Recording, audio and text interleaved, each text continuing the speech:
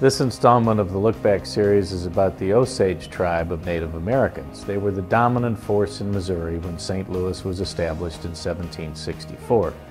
The Osage had their main villages on the river by that name in western Missouri, west of what is now Truman Lake, but they ranged all across the state in Arkansas on their lengthy hunting trips all the way to St. Louis.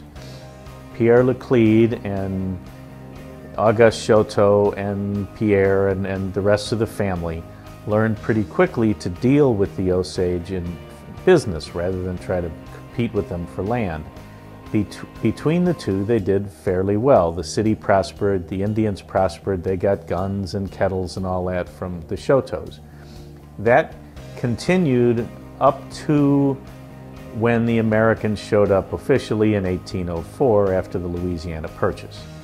The American primary Indian doctrine was removal to get the land. And Pierre Chouteau, who had worked very closely with the Osage during the years of business, saw which way the winds were going and worked for William Clark of the expedition to the Pacific Ocean.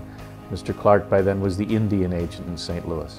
And they put together a treaty, and in 1808 at a fort near what is now Kansas City, the Osage ceded almost all of Missouri.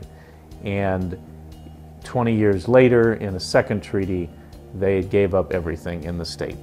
They are now living for the most part in Oklahoma, which is the headquarters of the Osage Nation.